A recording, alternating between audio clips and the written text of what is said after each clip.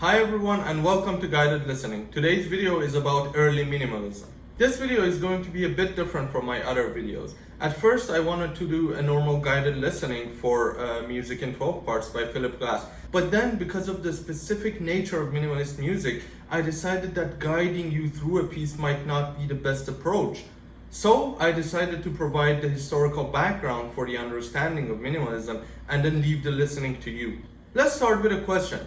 What's minimal about minimalism? Now, it's a known fact that all the terms that we use to describe different schools in the history of ideas, art, or anything else are somewhat problematic, and minimalism isn't an exception. The term minimalism shouldn't be taken too literally. This music is not small at all. In fact, minimalist works are among the longest works that humans have ever produced. A complete performance of Glass's Music in 12 Parts, for example, takes almost 4 hours. You might say it's called minimalist because the texture has been simplified. Now, that's true to some extent, and we see a lot of minimalist pieces with simplified texture. A good example is Metamorphosis by Philip Glass, in which the left hand plays simple chords and the right hand plays a theme which has been maximally simplified.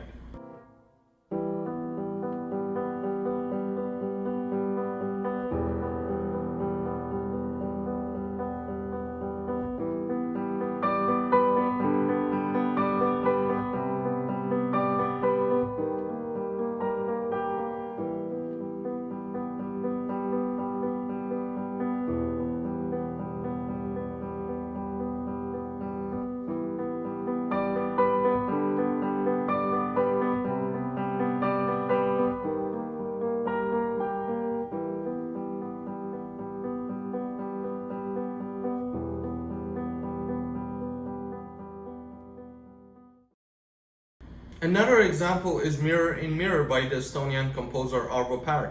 Here, the violin or the cello, depending on the performance, plays a series of ascending or descending notes, while the piano provides a soft accompaniment based on repeating figures.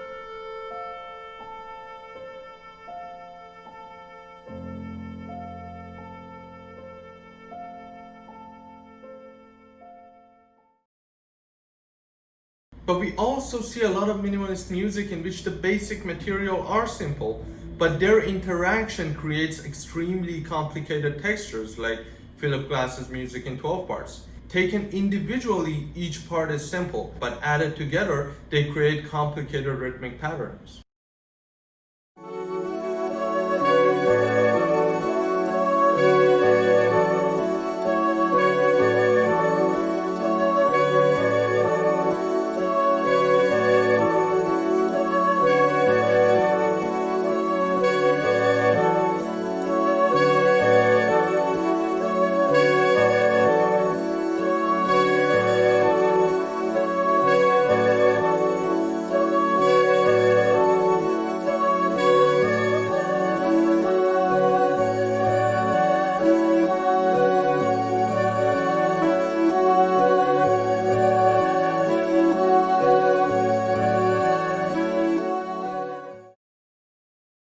Then why exactly do we use the term minimalism?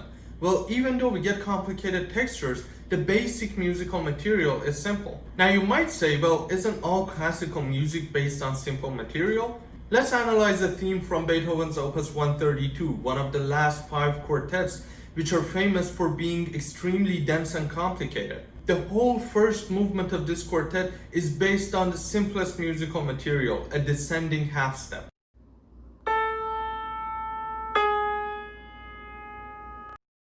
But does Beethoven ever present his material in such a way? Never. Let's listen to the main theme.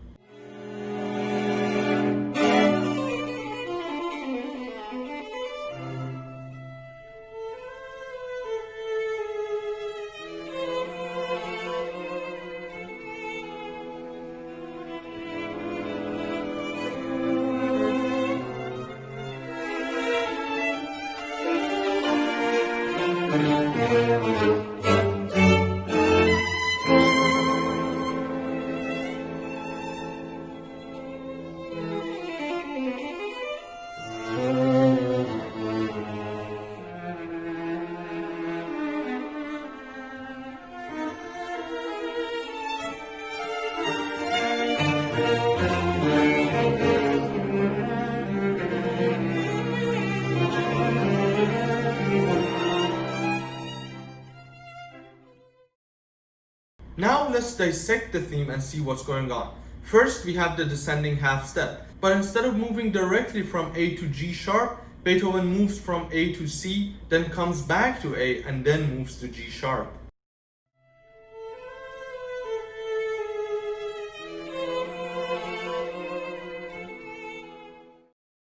The rest of the theme is also built on this idea, but here Beethoven expands the descending half step to a whole step.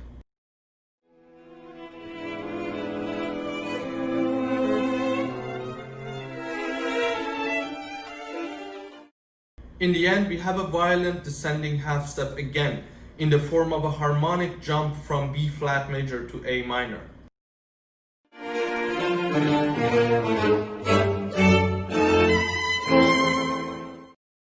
So now you see that even though the basic material is simple, Beethoven never uses it directly and without adding complications. Even when he uses this idea directly, he buries it in a complicated texture like the introduction of the same movement.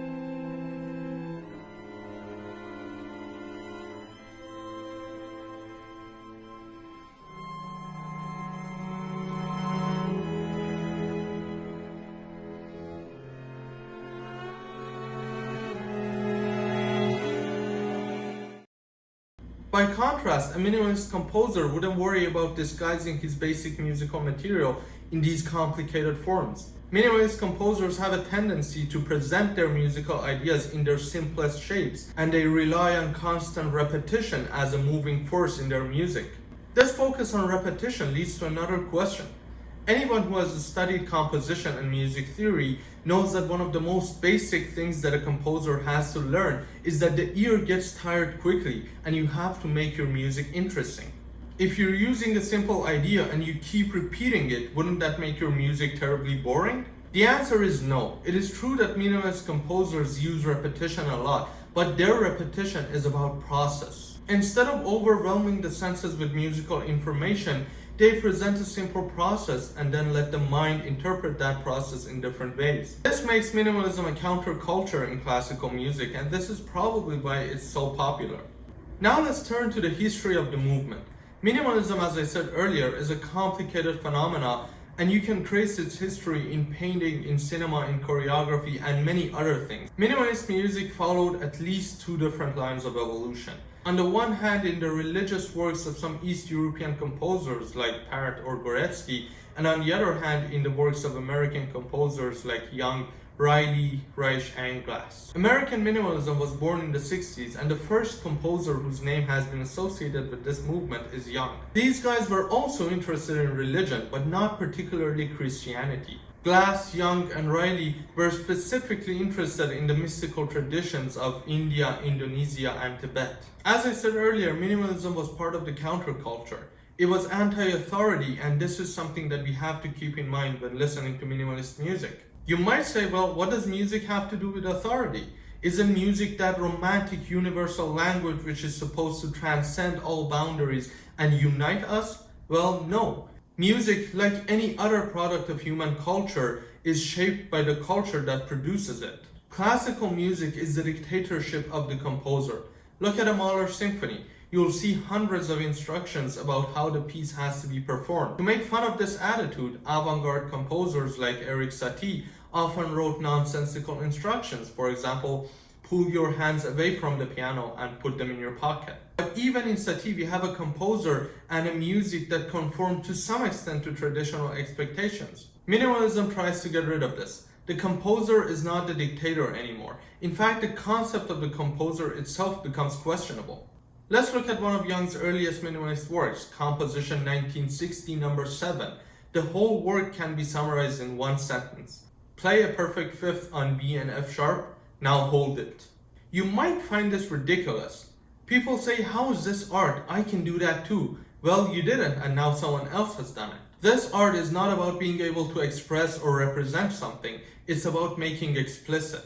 What is becoming explicit here?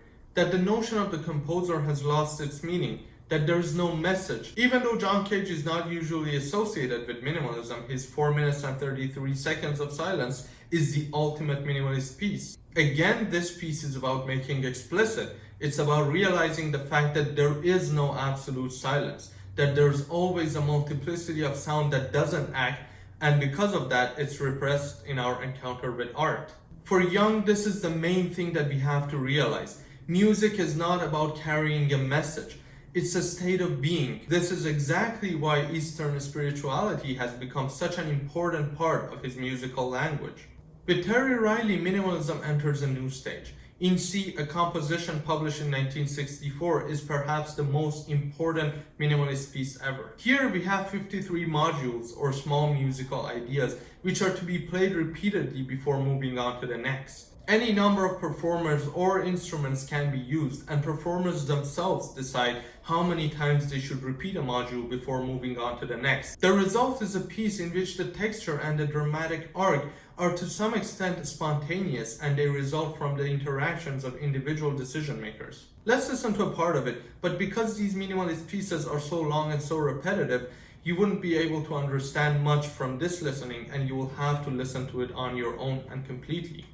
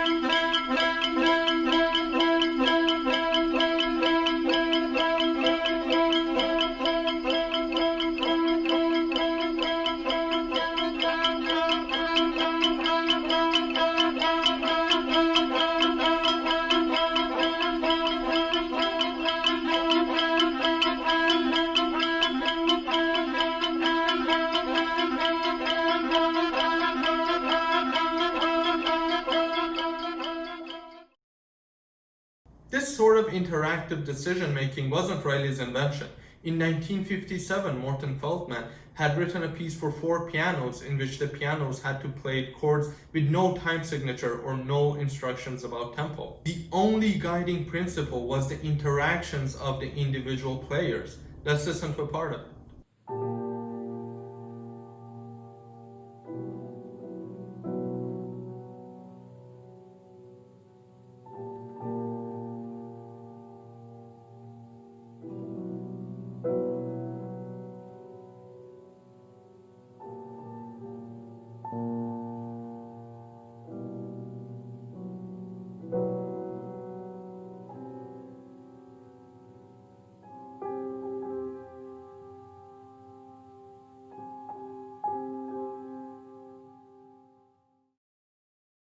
But not all minimalist works have focused on free decision making. We also have minimalist pieces that have to follow strict rules in performance. There, the focus of the music is more on making the process explicit. As an example, let's listen to a part of In Phase by Steve Reich.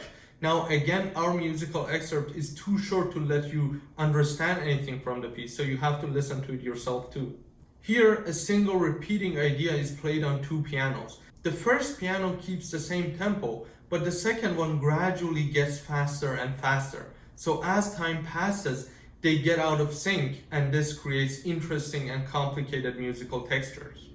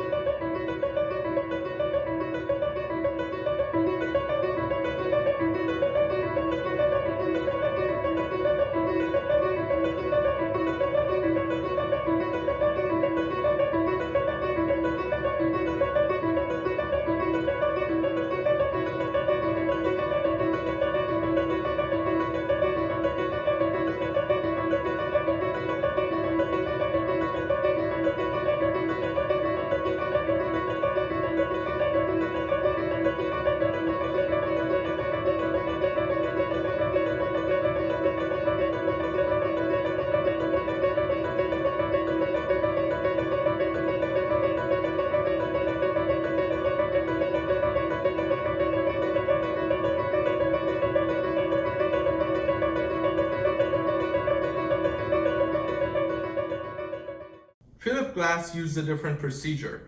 In his Strung Out, a piece for a solo violin, we see the same pentatonic module repeating. But every time that it repeats, it gets longer or shorter by one note. Again, this makes an interesting and complicated texture based on a simple process.